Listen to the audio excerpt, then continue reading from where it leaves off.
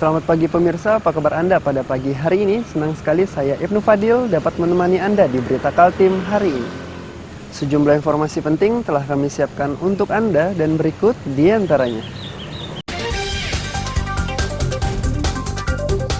Pemblokiran jalan di Palaran Samarinda masih berlangsung.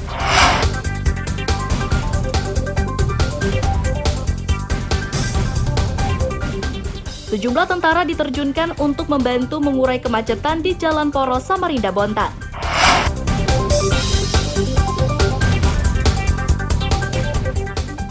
Warga Kaltim kini bisa menuju ibu kota negara dengan menumpang bus Damri.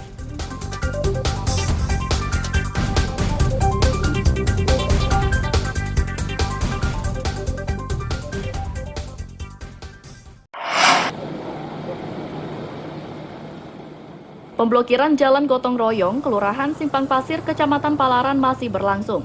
Kapolresta Samarinda Kombes Pol Arif Fadli yang mendatangi lokasi tersebut Selasa siang meminta kejelasan dari warga terkait aksinya tersebut. Kapolresta meminta agar aksi ini tidak membahayakan keselamatan pengendara. Selama aksi tersebut dijalankan, Kapolresta meminta agar situasinya tetap aman dan tidak menimbulkan kericuhan antar sesama warga.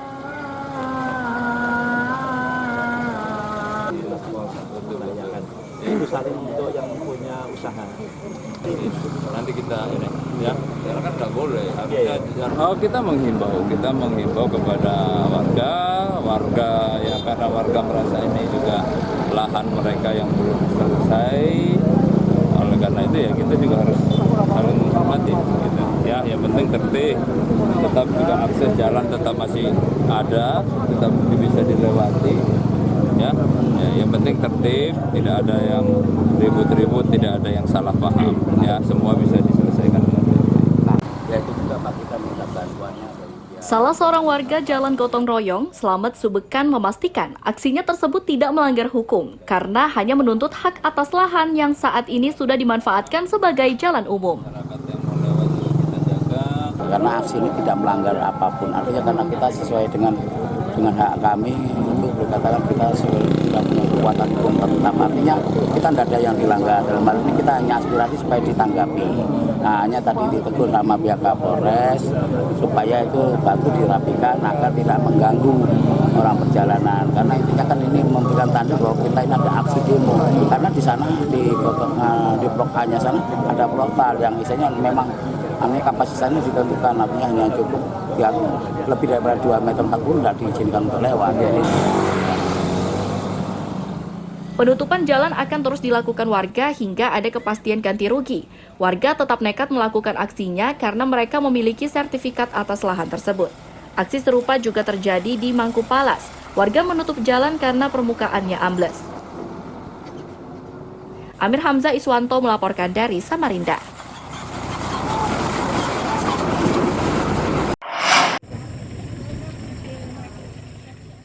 Bupati Berau Sri Juniarsi Selasa siang mendatangi lokasi penambangan batu bara di areal konsesi PT Barajaya Utama, Kecamatan Teluk Bayur. Lokasi tersebut didatangi untuk menjawab keresahan warga karena aktivitas tambang tersebut berdekatan dengan hutan tanggap. Meski sudah melihat kondisi lapangan, namun Bupati tidak memberikan tindakan atau sanksi. Bupati tidak mampu berbuat banyak karena tindakan tersebut wewenang pemerintah pusat. Meski begitu, Bupati meminta perusahaan pemilik konsesi ikut bertanggung jawab atas kerusakan yang terjadi.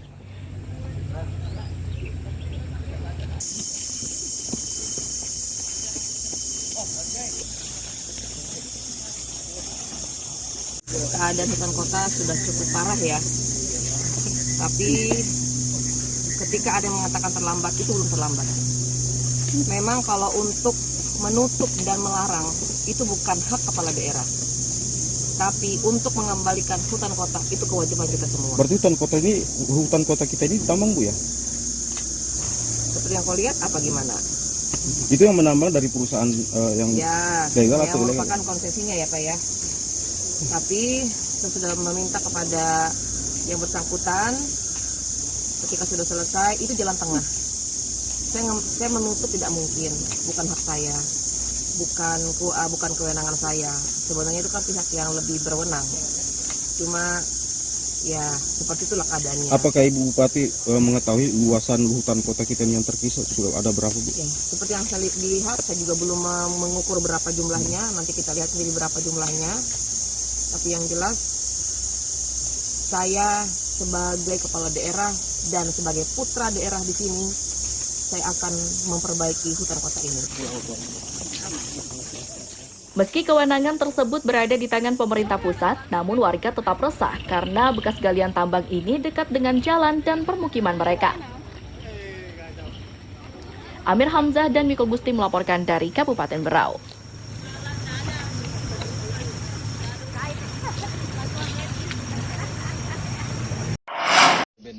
Pak Novan. Oke, terkait hari ini. Regu pencarian dari Posar Samarinda dan BPBD Kutai Kartanegara Selasa siang kembali disiapkan untuk melakukan pencarian pada seorang warga yang dilaporkan tenggelam di Sungai Belayan Desa Genting Tanah Kutai Kartanegara.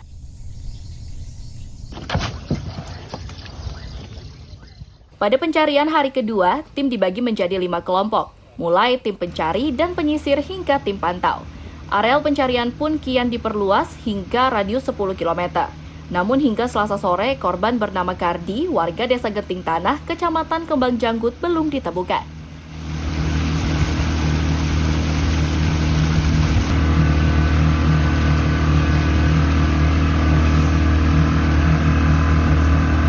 Ada beberapa tim yang kita bagi, ada 5 tim dari tim Basarnas, menggunakan perahu karet, tim 2 menggunakan polietilin bootnya BBD, tim 3 dari perahu warga, 4 tim pantau dari Basarnas BBD, dan tim 5 tim pantau dari warga Genting Tanah.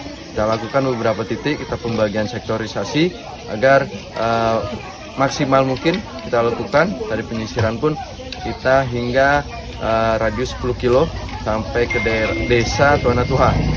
Dan kita informasikan juga pada kapal-kapal yang melintas agar jika menemukan korban maupun di darat ataupun di air agar dapat menginformasikan ke posko utama SAR gabungan.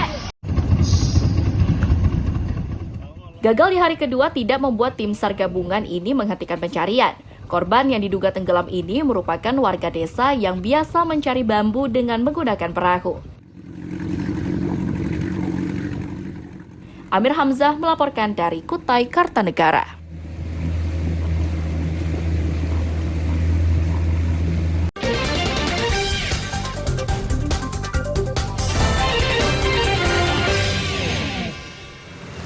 Masih bersama saya Ibnu Fadil, pemirsa Anda kembali menyaksikan 3 berita utama Kaltim hari ini.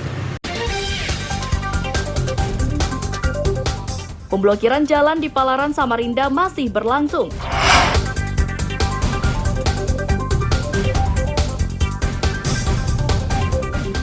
Sejumlah tentara diterjunkan untuk membantu mengurai kemacetan di Jalan Poros Samarinda Bontang.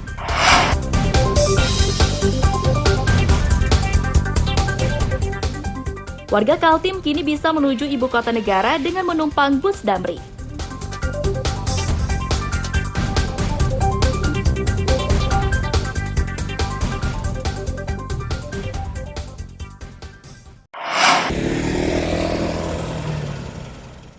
Kemacetan panjang ini terjadi di Jalan Poros Samarinda Bontang Selasa siang. Beberapa tentara ikut membantu mengatur lalu lintas agar kemacetan tidak bertambah panjang. Sementara polisi dan dinas perhubungan tidak terlihat ikut turun membantu mengatur lalu lintas. Warga menyebut kemacetan dari 2 arah berlawanan ini terjadi karena sebagian badan jalan tengah diperbaiki. Untuk bisa melintas, pengendara harus antre. Karena titik perbaikan merupakan jalur antar kota dalam provinsi dan dilalui banyak kendaraan menyebabkan kemacetan mencapai 5 km. Sering Pak, tiap hari. Tiap hari? Hampir tiap hari, ini tiap hari Pak. Kalau sudah macet bisa berapa jam Pak? Aduh, hampir 1 jam.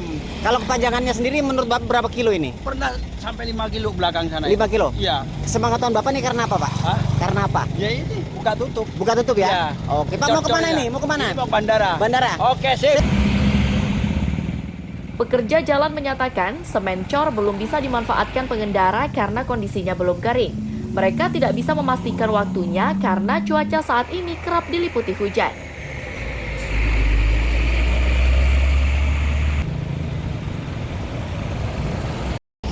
Sementara saya ini Pak, kita harus benahi detor-detor lubang-lubang yang ada di jalan sampai kemungkinan itu kendaraan tidak terhambat dan lancar Pak. Kalau dari pekerja proyek sendiri berapa lama proyek ini bisa selesai sampai? Belum tentu juga Pak, karena itu tergantung dari cuaca Pak. Tergantung cuaca ya? Iya. Tergantung cuaca. Kalau kondisi sekarang ini lagi proses pengerjaan atau gimana Pak? Dalam proses pengerjaan Pak. Pengerjaan ya? Berapa panjangnya pengerjaan proyek ini Pak? Belum tentu Pak, dari ukurnya masing-masing Pak. Dari krunya masing-masing ya? Iya. Yang ada ini Pak, yang di dekat SPBU Guntung Lai ini berapa panjangnya? Ini panjangnya kurang lebih 200 meter kalau tidak salah Pak. Beberapa tentara yang membantu mengatur arus lalu lintas menegaskan aktivitasnya tersebut sudah sering mereka lakukan. Mereka turun membantu melancarkan arus lalu lintas karena kemacetannya sudah semakin panjang dan parah. Aktivitas ini rutin dikerjakan secara bergantian. Untuk siang dari ini dari TNI khususnya Koramil 05 Samarinda Utara kita membantu masyarakat khususnya untuk kelancaran arus lalu lintas dari arah Samarinda menuju ke bandara. Untuk yang berjaga ini dari jam berapa hingga jam berapa untuk aktifnya? Kita berjaga di sini dari pagi sampai sore, sampai jam penerbangan terakhir. Warga dan tentara berharap pengecoran jalan ini bisa diselesaikan dengan cepat agar kemacetan tidak lagi bertambah, karena lokasi pengecoran termasuk jalan utama menuju ke Bandara APT Pranoto. Amir Hamzah Iswanto melaporkan dari Samarinda.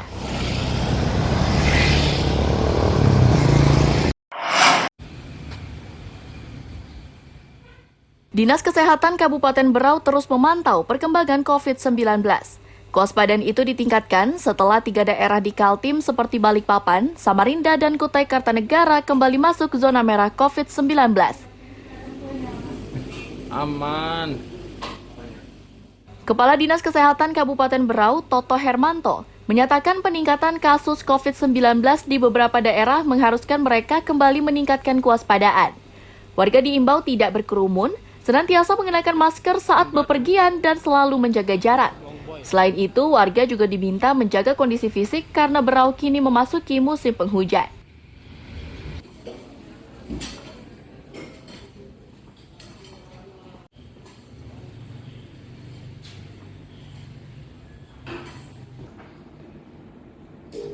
Ini itu peningkatan kasus COVID itu tidak terlepas daripada pengawasan daripada isoman. Ya. Bagaimana pengawasan itu terhadap pasien-pasien itu terhadap penderita itu jadi agak longgar ya, ditambah dengan kan tahu sendiri kan semua bebas. Nah itulah salah satu faktornya. Ditambah lagi dengan cuaca ya, keadaan cuaca yang ekstrim begini, saya sendiri tuh lagi kurang enak badan itu, sehingga diperlukan bagaimana kesadaran dari semua lapisan masyarakat dan masing-masing individu lah untuk sadar bagaimana kita melindungi diri walaupun yang sudah bisa terkena, bagaimana kita melindungi diri yang orang lain untuk orang lain, sehingga terapkanlah prokes dan isoman dengan baik. Berdasarkan data Dinas Kesehatan, terdapat 5 kecamatan yang kembali muncul kasus COVID-19, yakni Teluk Bayur, Tanjung Redep, Sambaliung, Gunung Tabur, dan Kecamatan Biduk-Biduk. Dari jumlah tersebut, 25 pasien kini dirawat karena positif terpapar COVID-19. Amir Hamzah dan Miko Gusti melaporkan dari Kabupaten Berau.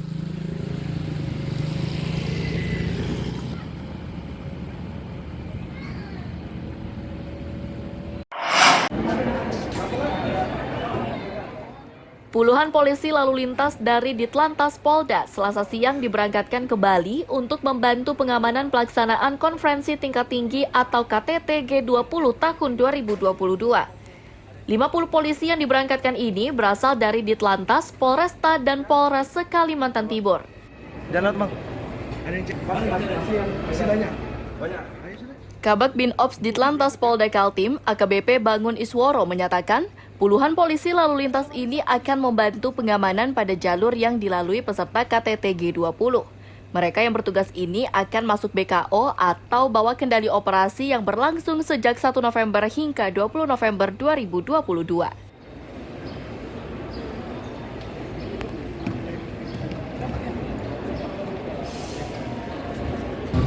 Untuk jumlah personil yang berangkat ke Polda Bali dari personil di Lantas maupun Satlantas jajaran Polda Kaltim berjumlah 50 personil. Kemudian untuk kegiatan di sana adalah melaksanakan pengamanan khususnya rute kegiatan KTT G20 yang akan dilaksanakan mulai tanggal 1 November hari ini sampai dengan tanggal 20 November 2022. Untuk sifatnya adalah BKO, jadi bawa kendali operasi dari Polda Bali. Jadi sebenarnya ini kita diperintahkan oleh Kakor Lantas untuk membackup kegiatan pengamanan khusus rute di Polda Bali. Mereka yang bertugas ini diingatkan untuk tetap menaati aturan yang telah diberikan agar tidak timbul persoalan saat melaksanakan tugas. Amir Hamzah dan David Purba melaporkan dari Balikpapan.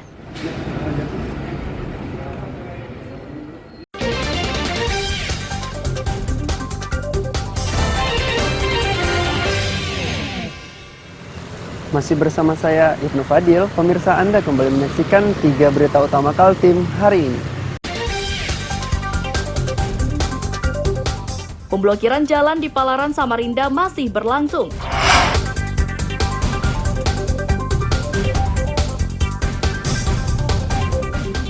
Sejumlah tentara diterjunkan untuk membantu mengurai kemacetan di Jalan Poros Samarinda Bontang.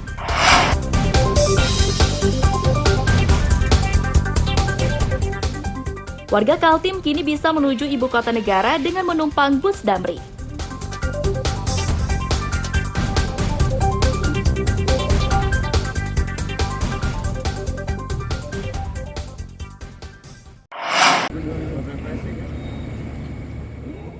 Petugas Balai Pengelola Transportasi Darat atau BPTD Wilayah 17 Selasa siang tengah memeriksa kondisi bus Damri di Terminal Batu Ampar Balikpapan.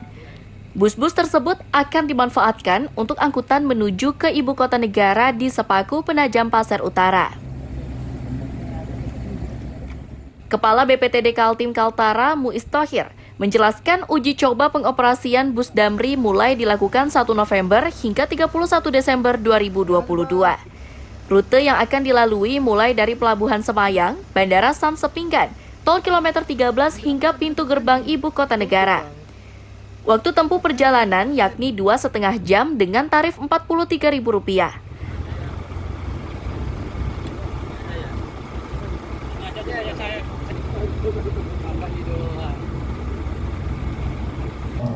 Jadi keberadaan Damri di Terminal Batu Ampar ini kan dilatar belakangi oleh adanya layanan baru ya yang pemerintah dalam Kementerian Perhubungan melalui BPTD sediakan untuk mendukung pembangunan IKN seperti itu. Jadi diluncurkan layanan angkutan yang menghubungkan dari wilayah pendukung dalam Balikpapan ke kawasan IKN. Adapun simpul-simpul yang dilalui itu adalah mulai dari Pelabuhan Semayang, kemudian Bandara Sepinggan, kemudian ke Terminal Batu Ampar dan menuju IKN melalui kilometer 13 ya, tol kemudian keluar ke IKN seperti itu. Sehingga keberadaan Damri dalam ini sebagai operator ya yang memenangkan tender lah kalau seperti itu, terhitung mulai 1 November melayani layanan tadi, layanan angkutan dari Balikpapan menuju IKN. Di tahap awal, 15 bus Damri dioperasikan per hari. Bus-bus tersebut mulai beroperasi pukul 8 waktu Indonesia Tengah hingga pukul 17 waktu Indonesia Tengah. Amir Hamzah dan David Purba melaporkan dari Balikpapan.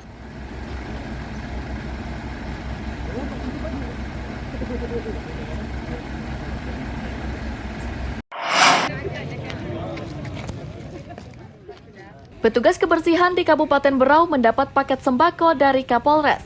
Sembako berupa beras, gula, dan mie instan yang diserahkan di halaman Polres di Tanjung Redep itu tujuannya untuk meringankan beban pekerja sebagai dampak kenaikan harga BBM. Kapolres Berau Ajun Komisaris Besar Polisi Sindu Brahmaria menyatakan, paket sembako yang dibagikan berjumlah 200 paket. Paket tersebut untuk semua pekerja kebersihan di Kabupaten Berau. Ibu Lina Susanti, tidak orang Pak ya, belum dapat pengaduan.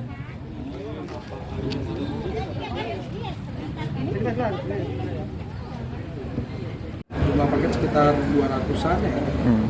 Itu sudah mencakup seluruh untuk yang ada di pengawasan Pak Jelani. Kita lakukan dengan harapan dapat meringankan beban teman-teman petugas kebersihan, khususnya terkait penyesuaian harga BBM.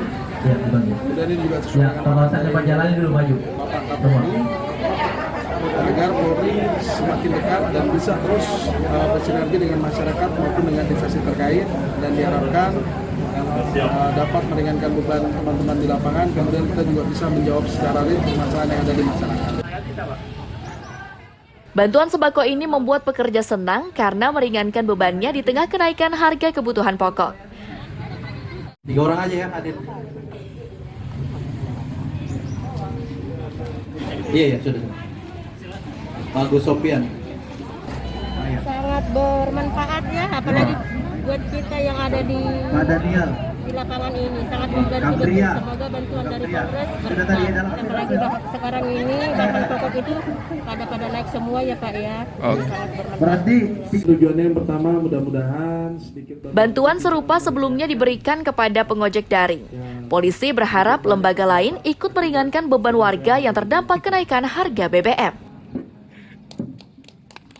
Amir Hamzah dan Miko Gusti melaporkan dari Kabupaten Berau. Dan mudah-mudahan bisa meringankan. Lokasi wisata Teras Alam Ulin Samarinda Selasa siang dijadikan tempat diskusi antara Dinas Pariwisata Kaltim dan media massa.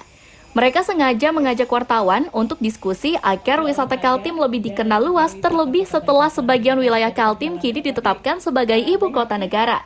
Kepala Bidang Pengembangan Pemasaran Kepala Dinas Pariwisata Kaltim, Ahmad Herwansyah, menyatakan diskusi dengan menghadirkan wartawan dan beberapa narasumber, termasuk Dinas Pariwisata Balikpapan itu tujuannya untuk masa depan Kaltim. Jika Indonesia menargetkan 4 juta pengunjung di 2023, maka dengan keterlibatan wartawan secara aktif akan ikut mendorong peningkatan pariwisata ekonomi kreatif atau parekraf.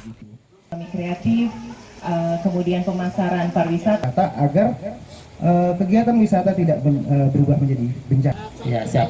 Kami lewat di Balikpapan Bu. Izin Bu. Harapannya di 2023 ini minimal, kan kalau wisatawan Nusantara itu 4 juta kemarin, naiklah nanti harapannya, biar dia pengeluaran brandingnya, standingnya juga, spendingnya lebih besar gitu. Nah, anggaplah 100 satu orang, kalau dia naik 20% jadi 6 juta, 6 kali 100, 600 miliar. Tapi standar sudah diturunkan dari kementerian, tidak apa-apa. Nah, sebenarnya sudah tercapai. Tahun ini tadi 4 juta ya Pak kita? Kemarin. Tahun lalu. Tahun ini tahun berapa? Ini mudah-mudahan bisa naik 6. Sudah berapa tapi sampai sekarang? Belum sampai, tapi hampir di atas itu gitu. Nah. Dinas Pariwisata bertekad untuk mendorong pelancong datang karena kini wilayah Kaltim kini sudah ditetapkan sebagai ibu kota negara. Selain itu, sejumlah pelaku usaha kian gencar membuka usaha wisata. Amir Hamzah Iswanto melaporkan dari Samarinda.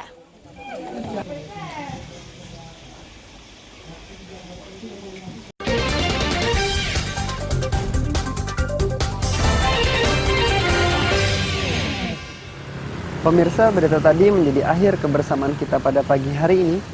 Saya Ibnu Fadil dan tim redaksi pamit undur diri. Selamat pagi, salam sejahtera, dan sampai jumpa.